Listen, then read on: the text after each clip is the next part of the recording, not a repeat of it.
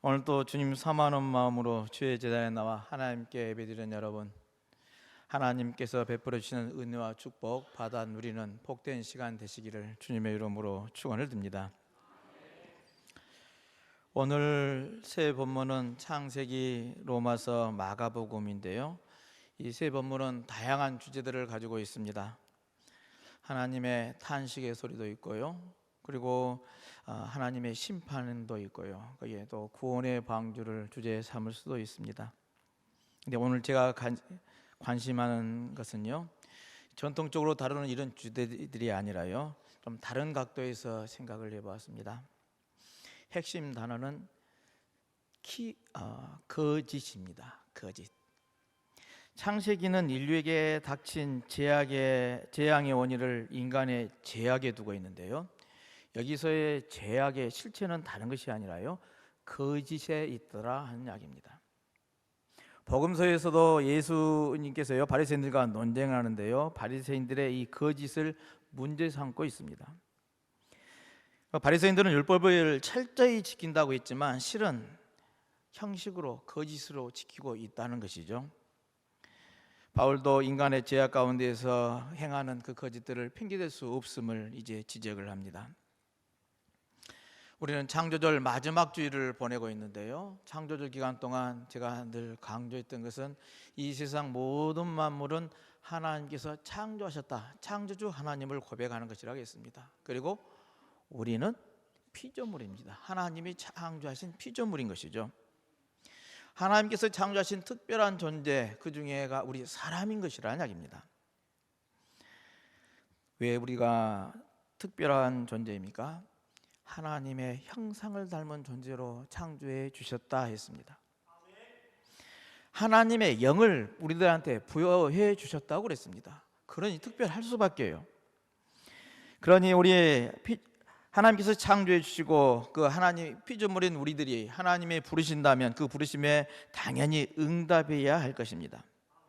그런데 피조물인 인간이 하나님께 응답하지 않을 때 어떻게 되는 건가요? 창조의 질서가 깨어지는 것 아니겠습니까? 하나님은 창조의 질서를 이렇게 척척척 만들어 놓으셨는데 그 질서를 깨뜨려서 하나님의 부르심에 응답하지 않는 백성이 있다?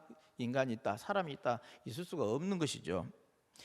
창조 질서가 깨뜨려져서 흔들리면요, 거기에는 당연히 질서가 흔들리면은 혼란이 오게 되어 있습니다.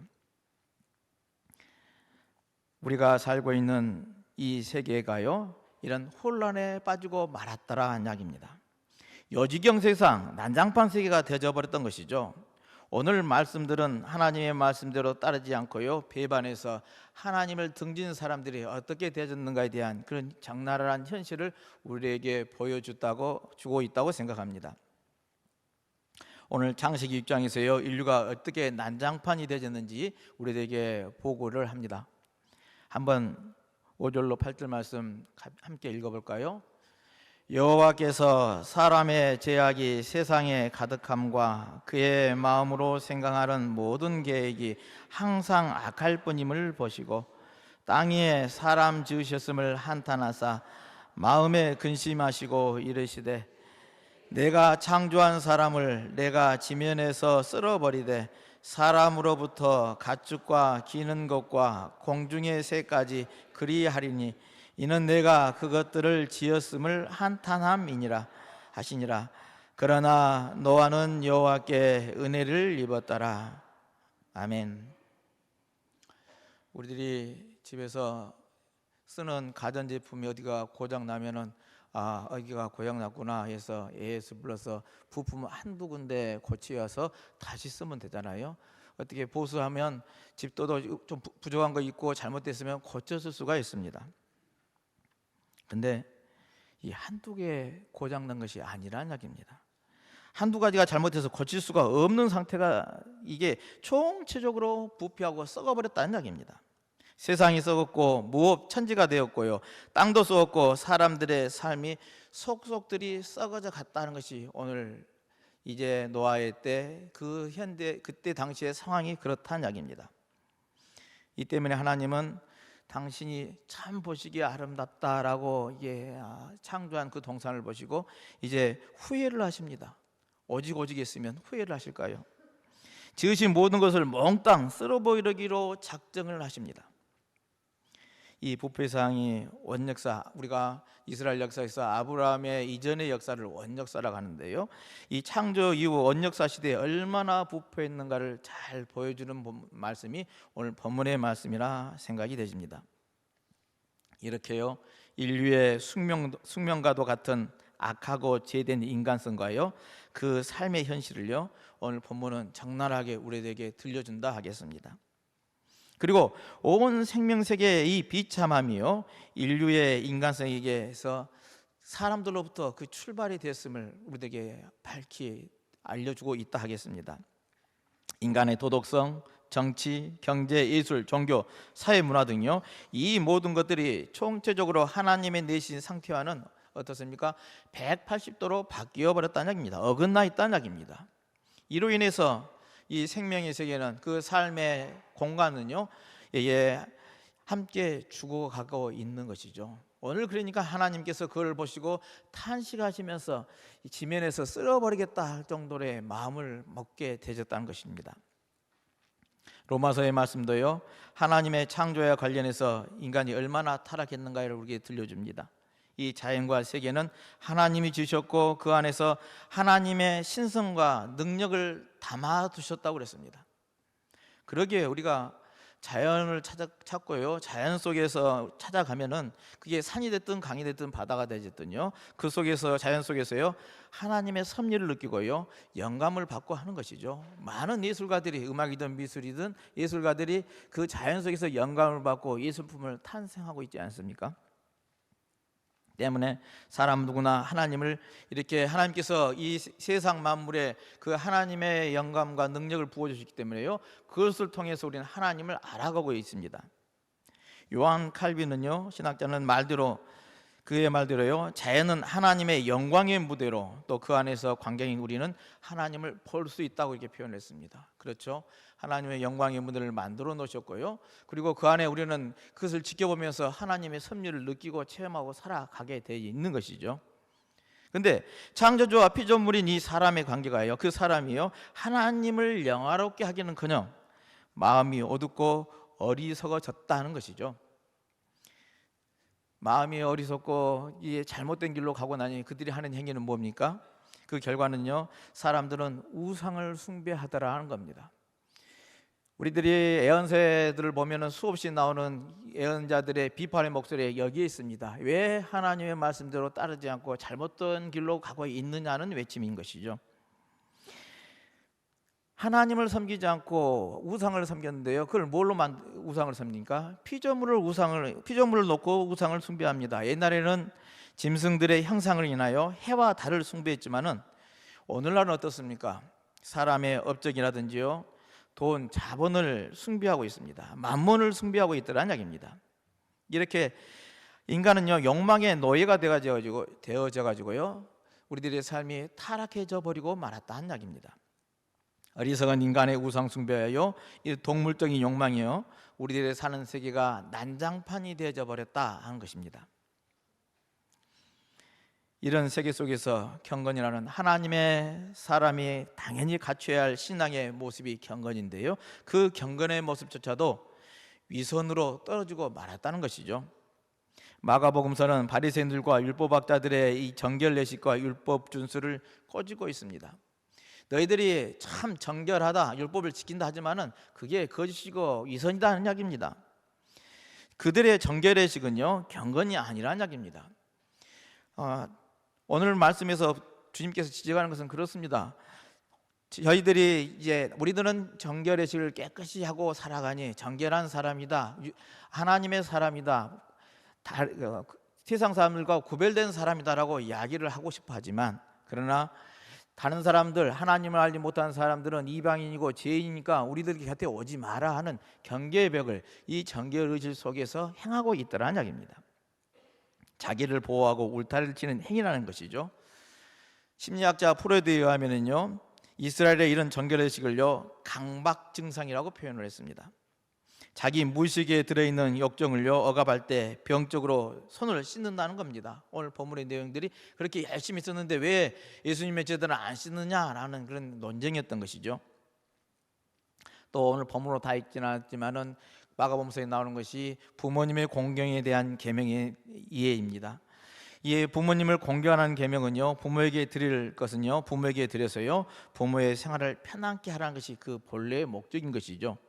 그런데 저들은 거르반 하면은요, 이 거르반이라는 것이 이건 하나님께 바칩니다라는 의미가 있는데, 하나님께 바친다라고 선언을 해버리면 다른데 절대 쓸 수가 없이요, 이제 꼭 거기에만 써야 되는 것이 그들의 율법이었습니다. 근데 거르반, 부모에게 드릴 것을 거르반이라고 선언하면서요, 이제 부모에게 드리지 않고 부모를 공경하지 않는 일을 범하고 말더라는 이야기입니다. 이게 율법의 참 정신이 아닌 것이죠. 예수님은 이런 경건을 보시고요, 하나님의 계명은 저버리고요, 사람의 전통을 짓고 있다고 오늘 본문에서 꼬집고 있던 겁니다. 이렇게 총체적으로 부패한 현실, 이 모습이요, 옛날 신화에 나오는 이야기가 아니라 원역사에 나온 그때의 이야기만 아니라 그리고 그들만의 이야기가 아니라는 데 있습니다. 오늘을 살아가는 우리들의 세대도요, 똑같이 적용되지는 문제가 아니겠습니까? 이 난장판의 세계, 걷잡을 수 없이 흘러가서요, 하나님의 마음을 노합해하고 이제 심판의 때를 초래하고 말았더란 겁니다. 그러나 이 난장판 역사 속에 한 사람 노아가 있습니다. 그는 난장판 역사 속에서요, 껴있어서요, 하나님의 음성을 듣고 응답합니다. 하나님은 그를 통해서 부서진 것들을 정돈시켜서요, 새 세상을 만드시겠다는 겁니다. 그 사람이 노아예요. 그런 공동체가 교회라는 말씀입니다. 우리는 이 난장판의 소란소란 세계 한복판에서요, 이 난장판을 정돈하는 주님의 미세한 음성을 들을 수 있어야만 하겠습니다. 그리고 오늘 이 여주경의 세상에 난장바람을 재우고요, 새 역사를 지으시는 성령의 신바람을 일으켜야만 하겠습니다. 그러기에 우리는 새로운 존재로 거듭나야만 하는 것입니다. 그렇다면 어떻게 우리가 새로운 존재로 거듭나야 할까요? 창세기 본문 6장 9절은요, 하나님의 심판 가운데서도 파멸을 겪지 않고 살아남은 노아를 우리들에게 소개해 줍니다. 노아는 그 당대에 의롭고 흠이 없는 사람이라고 표현합니다. 당대에 의롭고 흠이 없는 사람, 와, 대단하다라고 우리가 이렇게 칭송을 합니다만은요, 우리는 이런 노아를 생각하기를요, 하나님과 동행할 정도로 완전한 사람, 신적의 영역까지 이른 사람이라고 여기기가 쉽습니다. 하지만 노아는요, 그의 마음에요, 그것이 없었다는 것과요, 하나님의 사랑에 일치하여서요, 그렇게 살기로 애쓴 한 평범한 인간이었음을 우리는 깨달아 알아야만 합니다. 만일 그렇지 않다면 노아 이야기는 우리와 너무 멀리 떨어진 신화 속의 인물이 되어지고 말 것입니다. 우리가 여기서 그것을 읽고 의미를 되새길 이유가 없어진다는 이야기입니다. 노아는 지극히 소박한 사람이었고 지극히 평범한 사람이었습니다. 그가 남들과 달랐던 것은 그 시대가 거짓으로 가득 차 있었다 할지라도 그 거짓에 물들지 않고요, 진실하게 살았다는 데 있다 하겠습니다. 우리는 인류의 심판인 대홍수 사건을 보면서요, 왜 지극히 미시적인 작고 작은 거짓을 중심에 세우고 이 이야기를 하고 있을까 하는 의문을 제기하게 되집니다. 근데 우리가 알아야 할 것은요, 작은 거짓은요, 개인을 파멸시키지만요, 큰 거짓은 세상을 파멸시킨다는 점 우리가 잊지 말아야만 합니다. 거짓이 개인 차원을 넘어서요, 사회화가 되어진다면요, 그 세계는 반드시 파국을 맞이하게 되집니다. 요즘 시대 상황으로 우리가 본다면요, 요즘 일어나고 있는 세계 전쟁입니다. 러시아와 우크라이나의 전쟁도 그렇고요, 팔레스타인과 이스라엘의 전쟁도 그렇습니다. 전쟁이 어느 나라가 이기고 어느 나라가 패하느냐, 그건 요즘 문제가 아니죠. 현재의 전쟁은요, 어떻습니까? 지금 피해상만 보더라도요, 공멸입니다. 같이 망해가는 거라는 이야기입니다. 노아의 홍수시대 사람의 죄악이 가득 찼다는 게요, 바로 이 거짓이 사회화되었음을 고발하는 대목이기도 합니다. 거짓이 사회화됐다는 것은요, 사람들의 생각과 행위가요, 거짓으로 이루어져 가고 있다는 겁니다. 그게 주류로 흘러가고 있다는 말입니다. 우리가 이 거짓이라는 주제를 이렇게 다루는 이유는요, 이 거짓은요 하나님의 사랑을 무너뜨리기 때문에 그렇습니다. 이 거짓이 우리들에게 들어오면요, 이 하나님의 사랑은 온데간데 없어지더라는 이야기입니다. 이 사랑으로 창조된 세계가요 무너지기 때문에요 우리가 이 주제를 다루고 있는 것입니다. 거짓은 거짓으로 중첩되어서요 그들이 살고 있는 세계를 무너뜨리고 맙니다. 하지만 노아는 거짓 없는 사람이었다는 이야기죠. 그러기에 그는 거짓에 물든 인간이요 자신의 죄로 인해서 하나님을 심판을 받는 이 대홍수의 심판의 가운데서도 유일하게 하나님의 사람으로 선택받아서요 새로운 인간의 모범이 되어졌던 것이죠. 그러기에 새로운 인간의 모범이 된 이 노아를 본받아서요 거짓 없는 삶을 살아가는 저와 여러분들이 되시기를 주님의 이름으로 축원을 드립니다. 그러면 노아처럼 어떻게 거짓 없는 삶을 살 수가 있을까요? 거짓 없는 삶이란, 제가 앞에서 말씀드린 것처럼 노아가 거대한 신화 속의 인물이 아니라 오늘 우리가 똑같은 사람이라고 했습니다. 거짓이 만연한 사회에 그는 그만은 진실되게 거짓 없이 있는 삶을 살았다고 그랬습니다. 우리가 생각하는 이 거짓 없는 삶이라는 것은 이 세상에 어떻게 거짓 없이 살 수 있을까 하지만은요 단순합니다. 제가 늘 말씀드리는 생활신앙으로 바꿔본다면요 저는 양심을 지키는 삶이요 거짓 없는 삶이라 생각을 합니다. 내 행위가 양심에 꺼리낌이 없어야 하는 것이죠. 하나님은 우리 안에 하나님의 영을 심어 주었다고 그랬습니다. 저는 그게 양심이라고 생각합니다. 그 양심은 끊임없이 우리들의 삶 속에서 작동을 하고 있습니다. 그런데 우리가 그것을 무시를 합니다. 무슨 행위를 할 때 양심이 꺼리낌 있으면요 당연히 하지 말아야죠. 그런데 우리는 그 유익이 된다면요, 내게 이익이 된다면 그 양심은 온데간데 없이 사라져 버립니다. 그리고 내가 하고 싶은 대로 내게 유익이 되는 것을 선택하고 그렇게 양심은 온데간데 없이 사라지고 내 욕심껏 세상을 살아가더라는 이야기입니다. 그래서는 안 되는 것이죠. 양심에 꺼리낌 있으면요 하지 말아야 한다는 이야기입니다. 저희 할머니의 신앙 고백을 나누고자 합니다. 제가 저희 가족 이야기를 드렸죠. 교회 우리 할머니께서 처음 나오실 때의 일입니다. 우리 나이신 분들은 옛날 교회당 신발 벗고 교회에 들어가는 그 교회당 시절을 기억하실 것입니다. 저희 할머니가 교회에 처음 나오셔서 예배를 드리고 나와서 하는 말이요, 아야 신기하다 신기하다 하시더라는 겁니다. 근데 저는 듣지 못했고요 저희 누님의 증언입니다. 할머니 뭐가 신기해요? 왜 신기해요? 그랬더니요 우리 할머니 하신 말이 신발이 그대로 있다니 그렇더라고요. 웃으신 분은 그 교회당 시절의 상상이 이미 갈 겁니다. 늘 할머니는 그 옛날 종교가 없을 때도 교인이 되지 전에도요 정한수 떠놓고 할 때는 깨끗한 옷을 입고 새 신발 신고 기도하고요 늘 이제 교회 다니기 전에는 고성사 절에 불공 드리러 다니시던 분이십니다. 근데 교회에 오셔서 처음 왔는데 신발을 잃어버린 경험이 수없이 많이 있었던 것이죠. 어디 가면 항상 정결하게 깨끗하게 새 신발 신고 갔는데 그 많은 사람이 왔다 갔는데 이제 처음 교회에 오셨으니까 아마 소개도 하고 목사님과 인사도 하니 맨 마지막에 나왔을 겁니다. 근데 사람들 다 나가고 난 다음에 그 새 신발이 그대로 있더란 겁니다. 신발은 바뀌어서는 안 되는 것이죠. 근데 그때 당시 여러분들 신었던 신발은 어떻습니까? 다 똑같이 흰색 고무신 이거나 저거나 새 신발이나 헌 신발이나 이게 비슷하게 생겼는데요 항상 많이 모인다 한다면은 헌 신발은 남겨있고 새 신발은 없어진 것이 다반사였던 그 시대의 이야기입니다. 근데 우리 강진읍교는 그렇지 않았다는 겁니다.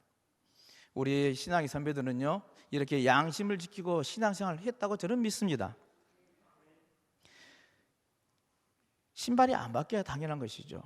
거짓 없는 삶을 살아야 당연하다는 이야기입니다. 그런데 오늘 제가 이 주제를 가지고 여러분들에게 문제를 던진 것은요 우리 교회가 그렇지 못하기 때문에 그러한 거 아니냐 이야기입니다. 세상 사람들이 거짓으로 판을 친다 할지라도 우리만큼은 진실되게 거짓 없는 삶을 살아야 할진데 그렇지 못하니 오늘 성서가 우리들에게 들려주는 말씀이 그렇다는 이야기입니다. 난장판 같은 세상에서요, 우리도 노아처럼 거짓 없는 삶을 살아가서요 하나님께 인정받는 믿음의 식구들이 다 되시기를 주님의 이름으로 축원을 드립니다. 예수님께서도 바리새인들과 논쟁하면서요 가장 크게 문제된 것이 바로 이 거짓이었습니다.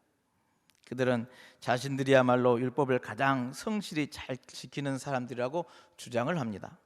어찌 보면 이 말도 사실입니다. 누가 보더라도 바리새인들은 율법을 철저히 지키는 사람들이었습니다. 그들은 율법을 위해서 세상의 모든 즐거움과 기회를 포기하는 사람들이라고 할 정도로요 열심을 내었던 것이 바리새인들이었죠. 하지만 그들이 율법을 지킨다는 그 행위 자체만 절도했을 뿐이요 율법의 정신인 사랑은 도외시했다는 것이 오늘 예수님께서 책망받은 내용인 것이죠. 예수님께서 바리새인들을 보는 관점은요 하나님의 사랑에 동참하는 행위로서 율법을 지키는 것이 아니라 한다면 그것은 율법을 지키는 것이 이제 아니라는 것이 주님의 생각이었습니다. 우리가 여기서 무엇이 이선인가에 대한 해답을 얻게 되어지는 것이죠. 사랑이 아닌 율법 행위가요 이선이라는 이야기입니다. 사랑의 바탕이 되어야 한 행위가 그게 경건이고 그리고 율법인데요 그렇지 못한 사랑에 담겨 있지 않은 그 행위는요 거짓이고 위선이라는 이야기입니다. 바리새인들은 율법을 지키면서도 정작 왜 율법을 지키는가에 대한 근본은 도의시 하고요 자신들이 나타나 보이는 행동에만 집중했던 것이죠. 바리새인들의 세계도요 이 거짓이 사회화되어 있더라는 것입니다. 예수님께서는 단호하게 말씀합니다. 오늘 마가복음 다 읽지는 않지만 7장 16절에 사람 안에서 나오는 것이 사람을 더럽게 하는 것이다 라고 설파합니다. 거짓이 사람을 더럽게 한다는 것이죠. 인간 세계의 파멸을 밖에서 오지 않고요 안에서 이렇게 오는 것이라는 이야기입니다.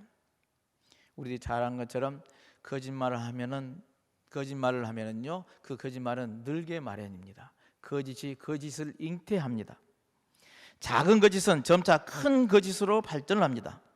나중에는 더 이상 속일 수 없을 정도로요 거짓은 자신의 실체를 드러내게 되진 것이죠. 그리고 그 거짓을 꾸며낸 이들까지 정복해 버리고 맙니다.